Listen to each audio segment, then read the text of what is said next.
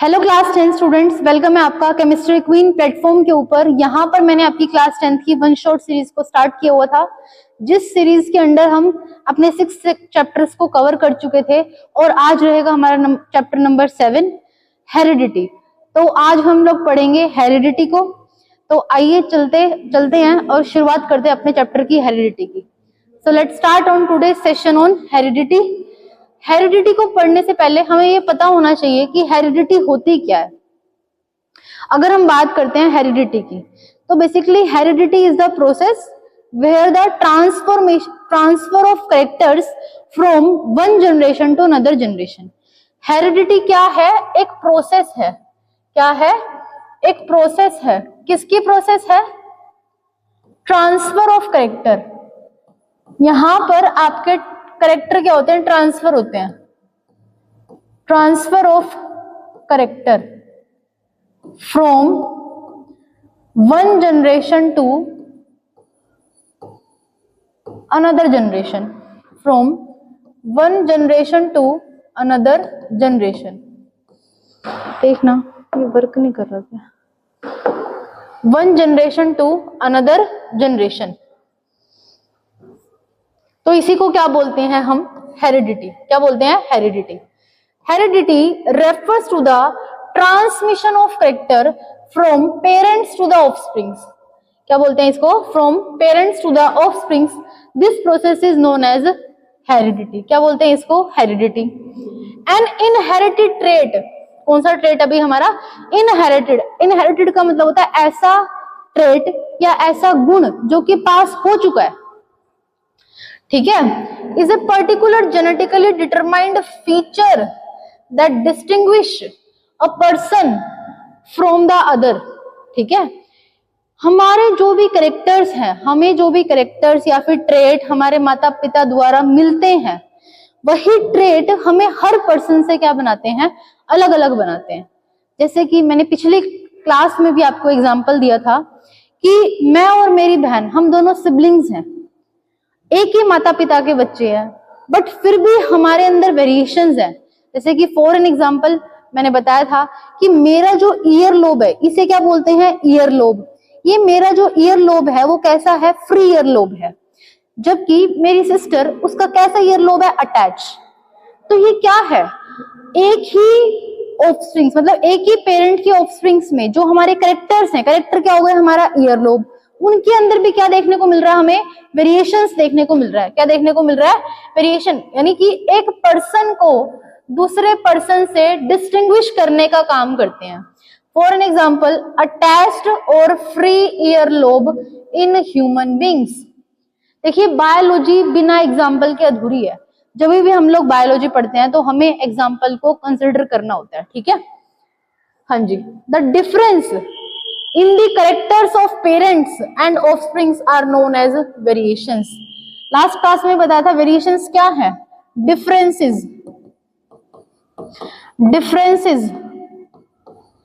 found in same species.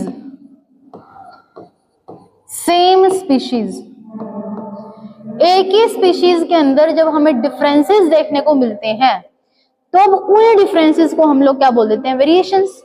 क्या बोल देते हैं? वेरिएशंस। अब बात आती है इंपॉर्टेंट ऑफ वेरिएशन। ये वेरिएशन इतने इंपॉर्टेंट क्यों है? क्योंकि लास्ट क्लास में हमने हाउ टू रिप्रोड्यूस ऑर्गेनिज्म पढ़ा था और वहां पर पढ़ा था कि वेरिएशंस हमेशा सेक्सुअल रिप्रोडक्शन से आते हैं। अब ये वेरिएशन इतने इंपॉर्टेंट क्यों है, इनके बारे में पढ़ते हैं। First of all, it is the basis of heredity. Heredity का मतलब क्या है? ये बेस है हमारी हेरिडिटी का। इट मींस ये वेरिएशंस जो होते हैं वो ट्रांसफर होते हैं एक जनरेशन से दूसरी जनरेशन में। पहली चीज, it is the basis of evolution. और ये किसका बेस है? इवोल्यूशन का बेस है। It increases the chances of survival of the organism according to the changing environment. और ये किसी भी स्पीशीज की अडेप्टेबिलिटी को इंक्रीज करते हैं एनवायरनमेंट के अंदर। ये बात मैंने आपको बताई थी। और लास्ट टाइम पे मैंने आपको एग्जांपल दिया था किसका? बैक्टीरिया कॉलोनी का। किसका एग्जांपल दिया था? बैक्टीरिया कॉलोनी का एग्जांपल दिया था।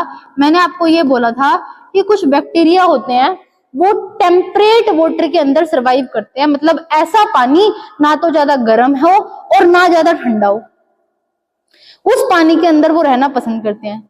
बट बढ़ती हुई ग्लोबल वार्मिंग की वजह से वो जो पानी होता है वो धीरे धीरे बहुत ज्यादा गर्म हो जाता है, और इतना गर्म हो जाता है कि वो पानी का जो टेम्परेचर है वो धीरे धीरे 1100 से लेकर 1200 डिग्री सेल्सियस तक पहुंच जाता है, जिसकी वजह से ऐसे बैक्टीरिया जिन्होंने अपने अंदर वेरिएशन नहीं किया या अपने अंदर हीट रेजिस्टेंट जीन को डेवलप नहीं किया, वो बैक्टीरिया की सारी कॉलोनी वहां पे नष्ट हो जाती है, वो सारी की सारी मर जाती है।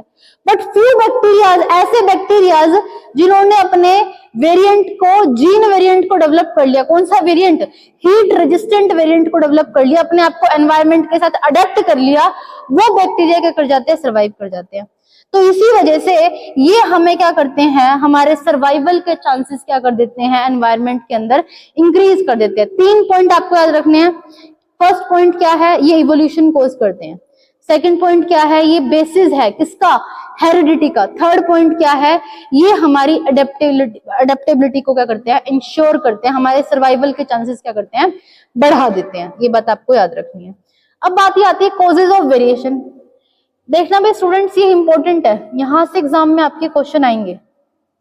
कॉजेज ऑफ वेरिएशन, वेरिएशन के कॉज क्या है? The most common cause of the variation are the mutation. सबसे पहला कॉज क्या है, mutation. What is mutation? Sudden heritable change in DNA, sudden heritable change in DNA. DNA के अंदर एकदम से चेंज होना। कोई भी डीएनए हमारा पीढ़ी दर चला आ रहा था और एकदम से किसी प्रोजेनी के अंदर उस डीएनए के कंपोजिशन के अंदर क्या आ गया, बदलाव आ गया, और इसी बदलाव को हम लोग क्या बोलते हैं, म्यूटेशन। क्या बोलते हैं, म्यूटेशन।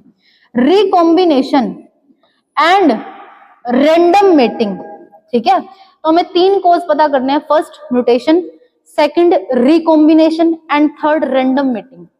रिकॉम्बिनेशन का मतलब क्या होता है, रिकॉम्बिनेशन का मतलब क्या होता है, देखिए अगर मान लो एक हमारा ये क्रोमोसोम है और एक हमारा ये क्रोमोसोम है, मान लो इसके ऊपर कुछ जीन लगे हुए हैं, यहाँ पर भी जीन लगा हुआ है और यहाँ पर भी क्या लगा हुआ है, जीन लगा हुआ है। ये आपस में क्या कर ले, अपने जीन को एक्सचेंज कर ले, मतलब इसका ये टुकड़ा कट के इस वाले क्रोमोसोम पे शिफ्ट हो जाए और इसका ये टुकड़ा कट के इस वाले क्रोमोसोम पे शिफ्ट हो जाए।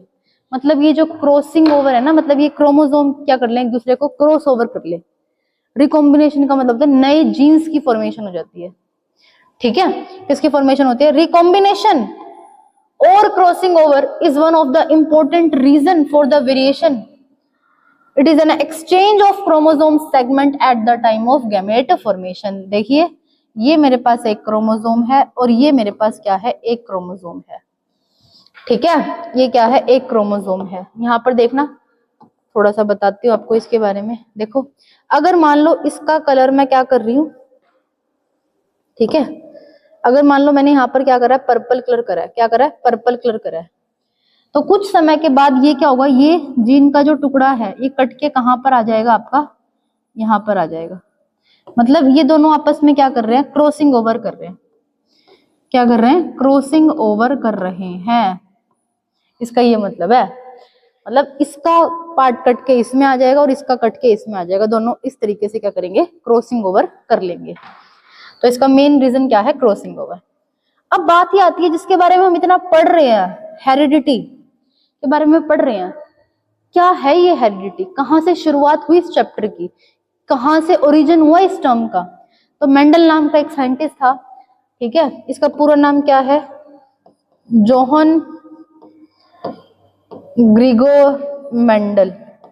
ठीक है, मेंडल, ग्रिगोर जोहन मेंडल नाम का एक साइंटिस्ट था। As the father of genetics के नाम से भी इसको जानते हैं।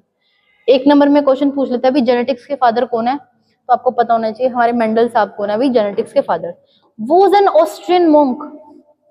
कैसे हैं भाई ये, ऑस्ट्रियन, ऑस्ट्रेलिया का रहने वाला एक भिक्षु था। क्या था, भिक्षु।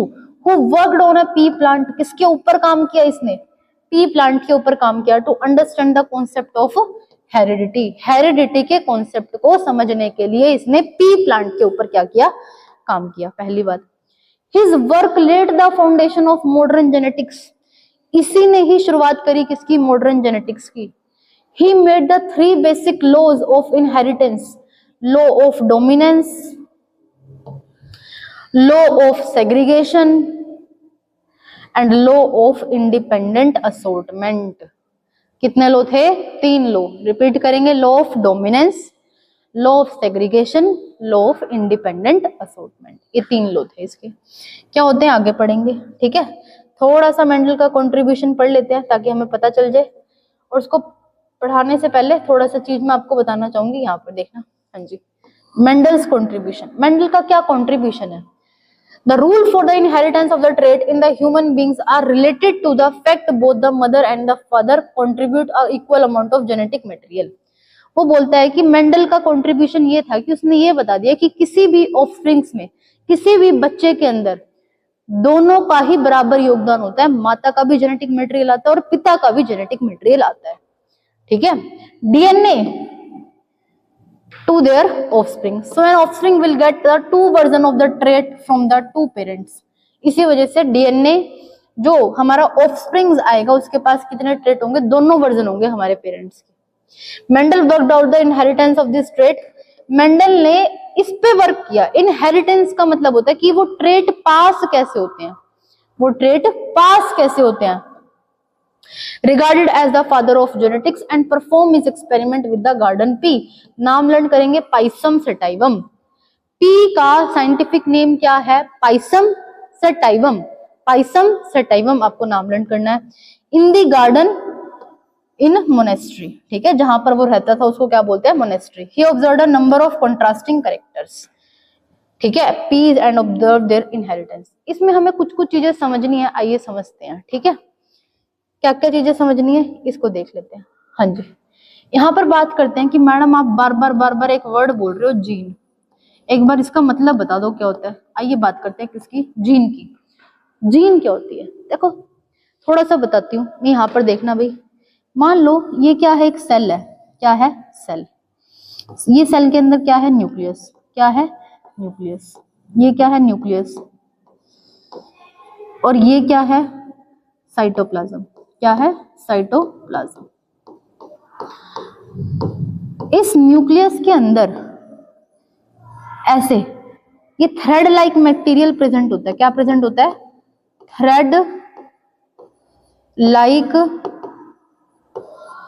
स्ट्रक्चर यहां पर देखने को मिलता है. इसी थ्रेड लाइक स्ट्रक्चर को जो न्यूक्लियस के अंदर गुच्छे के रूप में पड़ा हुआ है उसे क्या बोल देते हैं? क्रोमेटिन. क्या बोलते हैं? क्रोमेटिन. क्या बोलते हैं? क्रोमेटिन. इतनी बात समझ में आ गई. At the time of cell division, at the time of cell division, cell division के समय पर क्या हो जाता है? ठीक है, इसी थ्रेड को पकड़ के ये सुंदर सा क्या बन जाता है? क्रोमोसोम. क्या बन जाता है? क्रोमोसोम. ये क्या बन गया? क्रोमोसोम. क्या बोलते हैं इसको? क्रोमोसोम. इसको क्या बोलते हैं? क्रोमोसोम बन गया. कब बना? At the time of cell division, जब वो डिवाइड होने वाली थी. इसको क्या बोलते हैं? क्रोमोसोम. इसको क्या बोलते हैं? एक डंडी जो आपको ये दिख रही है इसको क्या बोलते हैं? क्रोमेटिड. क्या बोलते हैं? क्रोमेटिड. क्या बोलते हैं? क्रोमेटिड. अगर इसी क्रोमोसोम को मैं पकड़ के ऐसे खींच दूं, ऐसे बड़ा बना दूं, तो क्या बन जाएगा? ये एक ऐसे पूरा बड़ा बना दूं ऐसे, तो क्या बोलते हैं इसको? डीएनए. क्या बोलते हैं? DNA. Deoxy ribose nucleic acid. क्या बन गया? डीएनए. इससे डीएनए के एक छोटे से सेगमेंट को क्या बोलते हैं? Gene. Gene is the functional segment of DNA. DNA के एक छोटे से यूनिट को हम लोग क्या बोलते हैं? जीन. दैट कंट्रोल, किसको कंट्रोल करता है? वो control and hold the different character. The different character. इसका क्या मतलब है, मेरी हाइट कितनी है, मेरी आईज का कलर कैसा है, मेरे फेस का कलर कैसा है, मेरी बॉडी का टेक्सचर कैसा है, मेरी बॉडी की शेप कैसी है। हर एक चीज के लिए एक जीन रिस्पॉन्सिबल होता है। कौन रिस्पॉन्सिबल होता है, एक जीन रिस्पॉन्सिबल होता है। कहाँ पाया जाता है मैडम, डीएनए के एक छोटे से सेगमेंट को क्या बोलते हैं, जीन बोलते हैं, जो कि हमारे हर करेक्टर के लिए, मेरे हेयर का कलर कैसा है, मेरी आईज का कलर कैसा है, मेरी फेस की शेप कैसी है, मेरी बॉडी की शेप कैसी है, ठीक है, किसी भी चीज के लिए हमारी हर करेक्टर के रिस्पॉन्सिबल कौन है, हमारा जीन रिस्पॉन्सिबल है। कि क्या रिस्पॉन्सिबल है, जीन रिस्पॉन्सिबल है। तो एक क्रोमोसोम के अंदर हजारों जीन्स पाए जाते हैं जो कि हर करेक्टर को क्या करते हैं, कंट्रोल करते हैं। क्या कंट्रोल करते हैं, हर करेक्टर को क्या करते हैं, कंट्रोल करते हैं। तो इसको क्या बोलते हैं, जीन। क्या बोलते हैं, जीन। तो ये बात आपको पता होनी चाहिए, इसको क्या बोलते हैं, जीन। जीन समझ में आ गया, डीएनए समझ में आ गया, क्रोमोसोम समझ में आ गया, क्रोमेटिन समझ में आ गया, क्रोमेटिड समझ में आ गया, ठीक है। तो इनको क्या बोलते हैं, ये सब चीजें बोलते हैं। आइए अब देखते हैं, ठीक है। तो हम लोग क्या पढ़ रहे थे, ये पढ़ रहे थे, किसके ऊपर वर्क किया। अब बात ये आती है कॉन्ट्रास्टिंग ट्रेट। कॉन्ट्रास्टिंग ट्रेट कैसे होते हैं, जो विजिबली हमें डिफरेंट दिखाई दे, विजिबली जो एक दूसरे से भिन्न हो। जैसे कि मैं अगर अपने कॉन्ट्रास्टिंग ट्रेट की बात करती हूँ, मान लो मैं खड़ी हूँ यहाँ पे, तो अगर मेरे जैसा कोई यहाँ पर हो तो हमारे अंदर कॉन्ट्रास्टिंग का मतलब है दो विभिन्न प्रकार के। जैसे कि मटर का मैंने पौधा ले लिया, मटर का पौधा चाहे तो छोटा होगा चाहे बड़ा होगा, यानी कि हाइट इसका कैसा ट्रेट हो गया, कॉन्ट्रास्टिंग ट्रेट हो गया। कैसा ट्रेट हो गया, कॉन्ट्रास्टिंग। भाई हाइट दो प्रकार की हो सकती है ना, चाहे तो टॉल होगा चाहे शॉर्ट होगा। तो इसको क्या बोलते हैं, करेक्टर क्या हो गया, हाइट। ट्रेट क्या हो गए, tall and short. Tall and short, character क्या हो गया, हाइट, और ट्रेट क्या होंगे, टॉल एंड शॉर्ट। ये बात आपको पता होनी चाहिए, जो विजिबल हो, हमें बिल्कुल ऐसे अलग अलग दिखाई देते हो, ठीक है। तो उसने क्या लिए, ये लिए।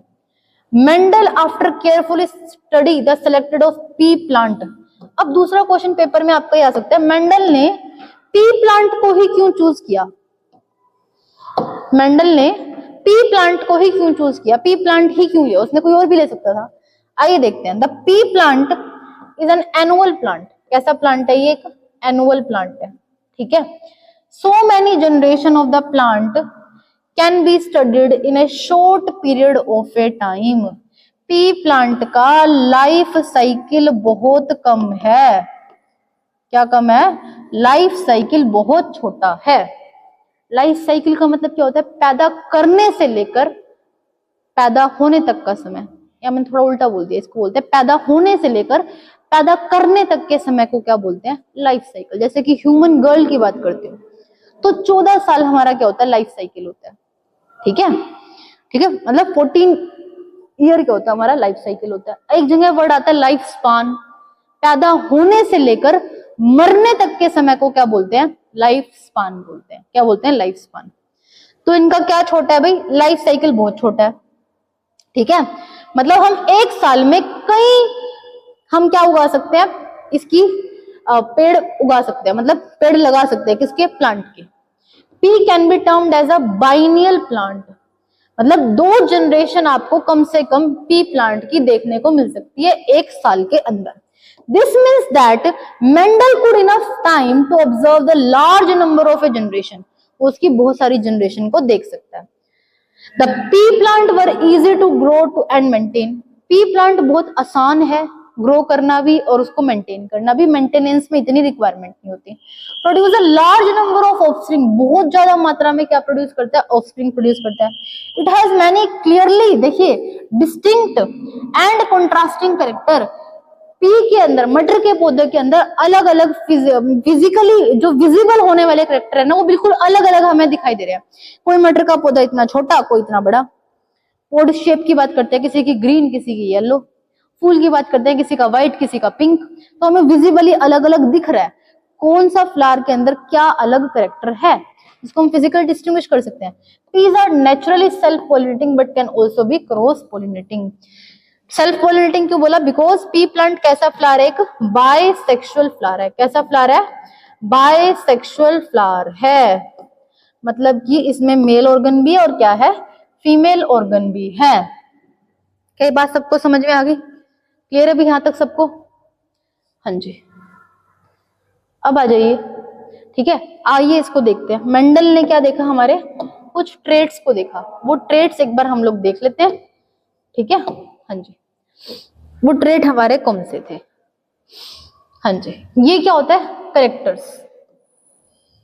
ठीक है, कैरेक्टर्स क्या होते हैं? जो हमें फिजिकली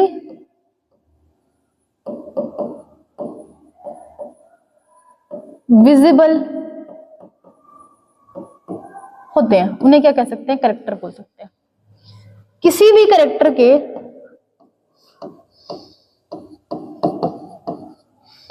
दो ट्रेट हो सकते हैं, ट्रेट हो सकते हैं, इसका ये मतलब है। ट्रेट का मतलब होता है गुण हो सकते हैं, उसके दो गुण हो सकते हैं। किसी भी कैरेक्टर के कितने हो सकते हैं? दो गुण हो सकते हैं। ठीक है, जैसे कि यहां पर तो मैंने लिखा हुआ है सारे के सारे कैरेक्टर। मेरे साथ लर्न करेंगे कितने कैरेक्टर थे। बच्चे हमेशा कंफ्यूज होते हैं। फ्लावर कलर एक कैरेक्टर है, क्या है? फिजिकली विजिबल है। भाई मुझे फूल का कौन सा रंग है? Flower colour. प्लांट हाइट, मुझे दिख रहा है प्लांट छोटा है या बड़ा है। Seed colour, seed shape, pod colour, pod shape, और फ्लावर पोजीशन। क्या होगी? Flower position. कितने कैरेक्टर हो गए? 7। अगर कैरेक्टर 7 है और एक कैरेक्टर के 2 ट्रेट है, तो इसका मतलब 7 कैरेक्टर के 14 ट्रेट होंगे। ये भी पेपर में पूछा गया क्वेश्चन है। मेंडल ने कितने कैरेक्टर लिए? 7। क्या मैडम सिर्फ 7 थे? नहीं, उसने 7 कैरेक्टर को सेलेक्ट किया था। ये बात आपको याद रखनी है। कौन कौन से हैं? Flower colour, plant height, seed colour, seed shape, pod colour, pod shape and flower position. क्या आएगी? Flower position. आइए इनके देख लेते हैं। फ्लावर कलर क्या है? पर्पल भी हो सकता है, ये देखिए पर्पल कलर का फ्लावर है। व्हाइट कलर का भी हो सकता है, अलग अलग दिख रहे हैं ना, पर्पल भी अलग दिख रहा है और व्हाइट भी। प्लांट हाइट हमारी टॉल भी हो सकती है और शॉर्ट भी हो सकती है। सीड कलर येलो भी हो सकता है और ग्रीन भी हो सकता है। सीड शेप राउंड भी हो सकती है और रिंकल्ड भी हो सकती है, मुरझाया हुआ है। ठीक है, पोड कलर, मटर का छिलका देखते हो ना आप लोग, ग्रीन कलर का भी हो सकता है और येलो कलर का भी। पोड का मतलब मटर का छिलका। ठीक है, पोड शेप, मटर का जो मटर हमारी फुली हुई भी हो सकती है, इन्फ्लेटेड भी हो सकती है और मुरझाई हुई भी हो सकती है। ठीक है, फ्लावर इसका एक्सियल भी हो सकता है और टर्मिनल भी हो सकता है। एक्सियल का मतलब किसी एंगल पे लगाओ और टर्मिनल का मतलब ऊपर लगाओ। ऐसे भी हो सकता है और ऐसे भी हो सकता है, इसका ये मतलब है। ठीक है, अब बात बता दो मैडम, यहाँ पे तो लिखा हुआ डोमिनेंट और यहाँ पर लिखा हुआ रिसेसिव। हमें तो डोमिनेंट का मतलब भी नहीं पता और रिसेसिव का मतलब भी नहीं पता। देखिए, डोमिनेंट कौन? जो अपने आप को हर कंडीशन में क्या कर दे? एक्सप्रेस कर दे। ऐसा ट्रेट जो कि अपने आप को हर कंडीशन में क्या कर दे? एक्सप्रेस कर दे, उस ट्रेट को क्या बोलते हैं? डोमिनेंट। जैसे कि तुमने क्लास में भी देखा होगा, कुछ ऐसे बच्चे होते हैं क्लास में जिन्हें हर क्वेश्चन का आंसर देना होता है, चाहे उन्हें आए चाहे ना आए, बिकॉज वो अपनी डोमिनेंसी शो करते हैं ओवर द क्लासरूम। बट कुछ होते हैं रिसेसिव, जिनको भले ही आता हो बट वो अपने आप को एक्सप्रेस नहीं कर पाते। ठीक है, ऐसे trait express their trait in every condition.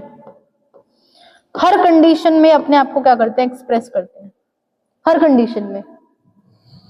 ठीक है, कहां पर करते हैं? हर कंडीशन में क्या करते हैं? अपने आप को एक्सप्रेस करते हैं। और ये कहां पर करते हैं? F2 के अंदर। F2 क्या होता है, F1 क्या होता है, अभी बताती हूँ। ठीक है, तो बस आप इतना ध्यान रखो। तो हमने यहाँ पर क्या पढ़ा था? अपने कैरेक्टर्स के बारे में पढ़ा था कि कैरेक्टर्स क्या होते हैं, ट्रेड्स क्या होते हैं और कितने मेंडल ने कैरेक्टर्स को चूज किया। मेंडल ने 7 कैरेक्टर को चूज किया था और 14 ट्रेड्स हमारे बने थे। यहाँ से भी स्टूडेंट्स आपको क्वेश्चन देखने को मिल सकता है कि मेंडल ने किस किस कैरेक्टर को चूज किया और हर कैरेक्टर के 2 ट्रेट हमारे कौन कौन से हैं, क्योंकि ये आपकी एनसीईआरटी में गिवन, भले टेबल गिवन ना हो बट आपको इनके बारे में पता होना चाहिए, क्योंकि उसने कुछ कुछ कैरेक्टर तो हमारे दे रखे हैं एनसीईआरटी के अंदर, तो उनको हमें लर्न करना है। ठीक है, हाँ जी। तो Mendel structured his experiment in a way he would observe the one pair of contrasting character eight one time. Mendel ने अपने एक्सपेरिमेंट के अंदर एक टाइम पर एक कैरेक्टर को चूज किया। ठीक है, इसका ये मतलब है। ही begin his experiment using the pure breed. Pure breed का मतलब होता है जैसे कि मान लो उसने कैरेक्टर चूज किया हाइट। क्या चूज किया उसने? हाइट। हाइट के अब दो ट्रेट हो सकते हैं अभी, चाहे तो हाइट हमारी छोटी होगी चाहे बड़ी होगी, ठीक है। तो प्योर ब्रीड का मतलब होता है, ब्रीड का मतलब होता है नस्ल। अब उसने सारे प्योर लिए। प्योर क्या लिए? सारे तो टॉल प्लांट प्योर ले लिए और सारे ही प्योर ड्वार्फ ले लिए। ऐसा नहीं करा कि कुछ टॉल ले लिए और कुछ ड्वार्फ ले लिए, मतलब प्योर लाइन लिए, एकदम प्योर, ठीक है। For contrasting character he cross pollinated the two pure lines of contrasting character and the resultant offsprings were called the F1 generation or the first filial generation। आइए देखते हैं इस क्रॉस को। उसने क्या बोला? उसने दो क्रॉस करे। पहला मोनोहाइब्रिड। मोनो का मतलब जब वो एक टाइम पर एक कैरेक्टर को कंसीडर करता है, तो ऐसे क्रॉस को हम लोग क्या बोलते हैं? Monohybrid cross. क्या बोलते हैं? मोनोहाइब्रिड क्रॉस, ठीक है। देख लेते हैं। The cross in which Mendel showed inheritance, उसने इनहेरिटेंस को दिखाया, of the dominant and recessive character is monohybrid cross. To observe the inheritance of a single pair of contrasting character, he took the pure tall and pure dwarf plants cross pollinated to obtain the first generation। देखिए उसने monohybrid cross किया। Mono का मतलब होता है एक समय पर एक सिंगल कैरेक्टर लिया। कौन सा कैरेक्टर लिया उसने? Single character. कौन सा लिया? यहाँ पर हाइट। क्या लिया? हाइट। उसने हाइट क्या लिया? सिंगल कैरेक्टर लिया यहाँ पर। इस हाइट के उसने दो ट्रेट लिए, एक तो टॉल लिया और एक क्या लिया? ड्वार्फ लिया। क्या लिया? ड्वार्फ लिया। उसने दो लिए, एक टॉल और एक ड्वार्फ। इतनी बात सबको समझ में आ गई? हाँ जी। अब बात आती है कि मैडम जीनोटाइप क्या होता है, फिनोटाइप क्या होता है। देखो फिनोटाइप जो हमें एक्सटर्नली विजिबल हो, बाहर से मुझे दिखाई दे, एक्सटर्नली क्या हो? विजिबल हो, मोर्फोलॉजिकली क्या हो? अपीयर हो। देखिए जैसे कि मैं बोलती हूँ, मान लो मेरे आगे यहाँ पर क्या है? ये पेन है, ये पेन है। This pen is black in colour. मुझे ये पेन का रंग दिखाई दे रहा है कि ये ब्लैक कलर का पेन है, बट इसके ब्लैक कलर के पेन के लिए कौन सा जीन रिस्पॉन्सिबल है? उस जीन को अंदर लिखते कैसे हैं कि वो ब्लैक कलर में है? उसको क्या बोलते हैं? जीनोटाइप। क्या बोलते हैं? जीनोटाइप। मतलब कि ये टॉल प्लांट है भाई, मुझे बाहर से उस पेड़ का टॉलनेस तो दिख गई कि ये बड़ा प्लांट है, लंबा प्लांट है, टॉल है, बट उसकी टॉलनेस के लिए कौन सा जीन रिस्पॉन्सिबल, और उसको मैं कैसे लिखती हूँ? उसे जीनोटाइप बोलते हैं। क्या बोलते हैं उसको? जीनोटाइप। जैसे कि टॉल प्लांट क्या हो गया? फिनोटाइप। और कैपिटल टी क्या हो गया? जीनोटाइप। मतलब मैं उसको लिखूंगी किससे? ये क्या हो गया? जीनोटाइप। बात समझ में आ गई? प्योर का मतलब सारे के सारे टॉल प्लांट, प्योर का मतलब सारे के सारे ड्वार्फ, ड्वार्फ का मतलब छोटा। इसके लिए कौन सी जीन है? Capital T. कौन सी है? Capital T. इसके लिए कौन सी है? Capital T small T. पेरेंट्सली इसने, ये कौन सी जनरेशन? हमारी पेरेंट्स, मतलब हमारे माता पिता, ठीक है। जीनोटाइप, ये इसका क्या होगा? जीनोटाइप। आप कहोगे मैडम आप दो दो ही क्यों लिख रहे हो, एक भी तो लिख सकते हो, क्या जरूरत होगी आपको दो दो लिखने की? देखिए हमारे जो क्रोमोसोम होते हैं ना, वो हमेशा पेयर्ड क्रोमोसोम होते हैं। कैसे होते हैं? पेयर्ड। कैसे होते हैं? हमारे पेयर्ड क्रोमोसोम होते हैं। कैसे होते हैं? पेयर्ड। मतलब कि हमारा कोई भी जो जीन होता है ना, वो हमेशा अपनी किस फॉर्म में देखने को मिलता है? पेयर्ड फॉर्म में देखने को मिलता है। किसमें देखने को मिलता है? पेयर्ड, ठीक है। क्योंकि अगर वो पेयर्ड क्रोमोसोम देखने को नहीं मिलेगा, तो जब आप उसके गैमेट बनाएंगे, मान लो एक ही क्रोमोसोम है, तो अपनी डॉटर को भी एक दे देगा, तो उसके पास क्या बचेगा? तो इसलिए वो किस फॉर्म में देखने को मिलता है? पेयर्ड। तो हम क्या बनाएंगे? इनके गैमेट। गैमेट का मतलब क्या होता है? आधा कर दो। क्या कर दो? आधा। कैपिटल टी में से एक क्या आ गया? Capital T. इसका क्या आ गया? Small T. अब क्या करना है इनको? Cross pollination. इन दोनों का क्रॉस करा दो। क्या बन गया? Capital T small T. देखो यहाँ पर एक क्या था? Capital T. ये क्या था? Small T. ये कौन सी जनरेशन थी? पेरेंट। कौन सी थी? पेरेंट। अब यहाँ पर हम क्या बनाएंगे? पेरेंट्स के गैमेट। क्या बनाएंगे? गैमेट। 50% आ गया कैपिटल टी, यहाँ पर क्या आ गया? Small T. दोनों का क्या करवाएंगे? क्रॉस। क्या करवाएंगे? क्रॉस। क्या बन गया? Capital T small T. देखिए कैपिटल टी स्मॉल टी। बेटा इस जनरेशन को बोलते हैं फर्स्ट जनरेशन। क्या बोलते हैं? First generation. F1 का मतलब होता है फिलाइल, पहली पीढ़ी आ गई हमारी। क्या आ गई? पहली पीढ़ी आ गई, ये आ गई हमारी। इसको क्या बोलते हैं? First generation. कैसे निकले सारे के सारे? Old toll plants. कैसे आए? Old toll plants. देखिए ओल्ड टोल, इसके पास ये भी तो जीन है ना, स्मॉल वाली भी जीन दिख रही है आपको, स्मॉल टी भी है, बट आए कैसे सारे के सारे टोल प्लांट्स आए? यही मैं आपको बात बता रही थी। डोमिनेंट जीन ऐसे जीन होती है जो अपने आप को हर कंडीशन में क्या करती है? एक्सप्रेस करती है। यहां पर इस जीन ने अपना कैरेक्टर शो नहीं किया। मेंडल सोच के बैठा था कि अगर एक ड्वार्फ प्लांट है और एक टॉल प्लांट है तो बच्चे कैसे होने चाहिए? उसके मीडियम हाइट के होने चाहिए। कैसे होने चाहिए? मीडियम हाइट के होने चाहिए। बट इस रिजल्ट ने क्या कर दिया? उसको शॉक कर दिया। और जो फर्स्ट जनरेशन के जो उसके ऑफस्प्रिंग्स आए वो सारे के सारे कैसे थे? टॉल प्लांट थे। तो इसका मतलब उसने यहीं से क्या किया? उसने यहीं से वेरीफाई करना स्टार्ट किया कि यही जीन है जो क्या कर रही है? अपने आप को डोमिनेंसी शो कर रही है, अपनी डोमिनेंसी शो कर रही है, अपने आप को क्या कर रही है? एक्सप्रेस कर रही है।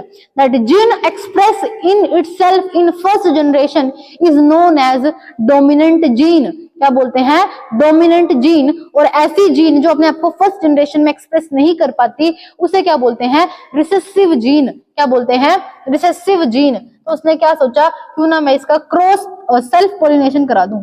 इस कैपिटल टी स्मॉल टी का क्रॉस उसने किसके साथ करा दिया? इन दोनों का करा दिया आपस में क्रॉस। इसको क्या बोलते हैं? Self pollination. क्या बोलते हैं? Self pollination. देखिए अब जब इसने इसका क्रॉस कराया तो इसने इसके फिर से क्या बना दिए? गैमेट बना दिए। क्या बना दिए? गैमेट। तो गैमेट में इसने क्या बनाया? इसके दो गैमेट बनेंगे, कैपिटल टी स्मॉल टी। इसके भी दो बनेंगे, कैपिटल टी स्मॉल टी। देखिए capital T small T, capital T small T. मान लो यहाँ पर क्या है? फीमेल और यहाँ पर क्या है? हमारा मेल। इस स्क्वायर को बोलते हैं पुनेट स्क्वायर। क्या बोलते हैं? Punnett square. मेथड का यूज किया जाता है ऑफस्प्रिंग बनाने के लिए। पुनेट स्क्वायर का यूज किया जाता है कि कितने बच्चे बनेंगे, कितने ऑफस्प्रिंग्स प्रोड्यूस होंगे, इसको बताने के लिए। इस कैपिटल टी का क्रॉस इसके साथ करा दिया तो क्या बन गया? Capital T capital T. इस कैपिटल टी का क्रॉस करा दिया इसके साथ कैपिटल टी स्मॉल टी। इसके साथ करा दिया capital T small T small T. तो क्या बने? Capital T capital T, capital T small T, capital T small T और स्मॉल टी स्मॉल टी। ये हमारे पास रेशो आ गया। क्या आ गया?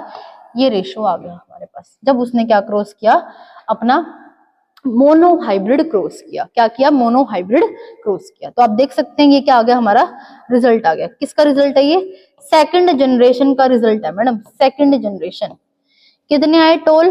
25%। देखिए कितने आ गए? 25%। ये भी क्या है? हमारे टोल है। कैसे हैं? टोल। और ये कैसे हैं? ड्वार्फ। ये कैसे हैं? ड्वार्फ। देखना ये प्योर ड्वार्फ है। कैसे हैं? प्योर ड्वार्फ है। प्योर ड्वार्फ पे कितने आ गए? 25%। और ये भी प्योर है, ये भी कितने आ गए? 25%। बट ये भी तो टोल है ना, कैपिटल टी स्मॉल टी। तो ये कैसे टोल है? इनको बोलते हैं हेटेरोजाइगस टोल। क्या बोलते हैं? Heterozygous toll. ठीक है। अब आपकी जो एलील्स होती है, जीन्स होती हैं, वो दो तरह की होती है। हेटेरोजाइगस भी हो सकती है और होमोजाइगस भी हो सकती है। ठीक है, हेटेरो भी हो सकती है और होमोजाइगस भी हो सकती है। इसके बारे में आपको बताऊंगी, बट आप नोट डाउन करेंगे। अगर पूछे प्योर टोल कितने थे जब मोनोहाइब्रिड क्रॉस हुआ, इस पे क्वेश्चन आ रहे हैं स्टूडेंट्स, और आप लोग क्या करते हैं? 75% आंसर लगा देते हैं। इस बात का आपको ध्यान रखना। अगर पूछे प्योर टोल कितने हैं तो 25% है। पूछे टोल कितने हैं तो 75% है। पूछे प्योर ड्वार्फ कितने हैं, ड्वार्फ कितने हैं तो 25% है। तो अगर इसका फिनोटिपिक रेशो पूछा जाए, फिनोटाइप पूछा जाए, इसका क्या पूछा जाए? फिनोटाइप पूछा जाए तो हमारा क्या आएगा? 3:1। 3 का क्यों मतलब? हमारे 75% टोल थे और 1% क्या थे? हमारे ड्वार्फ थे। क्या थे? ड्वार्फ थे। ठीक है, देख सकते हैं कि हमारा क्या रेशो आया? 3:1। अगर जेनेटिक जीनोटाइप का रेशो पूछा जाए, प्योर टोल कितने हैं? 1, हाइब्रिड टोल कितने हैं? 2 और प्योर ड्वार्फ कितने हैं? 1। तो स्टूडेंट्स ये मैंने आपको बताया किसके बारे में? हमारे मोनोहाइब्रिड क्रॉस के बारे में। तो यहाँ पर मैं आज अपने लेक्चर को एंड करती हूँ और इसके बारे में आपको बताना चाहूंगी, थोड़ा सा समराइज करना चाहूंगी कि आज हमने क्या पढ़ा। ठीक है, ताकि आपको चैप्टर थोड़ा सा क्लियर कट हो, हम लोग पढ़ कैसे रहे हैं। आपको मेंडल के बारे में पता होना चाहिए, थोड़ी थोड़ी बेसिक टर्म्स आपको पता होनी चाहिए कि वेरिएशंस क्या होते हैं। ठीक है, मेंडल का क्या कंट्रीब्यूशन रहा है जेनेटिक्स के, फादर ऑफ जेनेटिक्स कौन है, थोड़ा सा उसके बारे में हमें पढ़ना है। मेंडल ने कितने कैरेक्टर को सेलेक्ट किया, और कुछ कुछ हमारी टर्मिनोलॉजी इंपॉर्टेंट है जो कि मैंने आपको कुछ कुछ बताई है। कल मैं आपको पूरी की पूरी डिटेल में बता दूंगी कि जीन क्या होती है, हमारी एलील क्या होती है, हेट्रोजाइगस क्या है, होमोजाइगस क्या है। हमें थोड़ी सी इसके ऊपर और चर्चा करनी है। और मैंने आपको बताया फर्स्ट मोनो हाइब्रिड क्रॉस क्या होता है, और मेंडल ने किस किस कैरेक्टर को सिलेक्ट किया। हमने थोड़ा थोड़ा सा इन सब चीजों के बारे में पढ़ा है। थोड़ा सा और रह गया, हम लोग इसका एक लेक्चर और बनाएंगे जहां पर हम लोग इस चैप्टर को क्या करेंगे, कवर करेंगे। और कल का लेक्चर भी बहुत इंपॉर्टेंट रहेगा जहां पर मैं इस चैप्टर के बारे में आपको थोड़ी सी इसकी टर्मिनोलॉजी के बारे में बताऊंगी, और इसके डाइहाइब्रिड क्रॉस के बारे में पढ़ेंगे, और सेक्स डिटर्मिनेशन के बारे में पढ़ेंगे, और मेंडल के 3 लॉ के बारे में हम लोग डिस्कस करेंगे। तो स्टूडेंट्स आज के लिए इतना ही, मिलते हैं अपनी नेक्स्ट वीडियो के अंदर। Thanks for watching.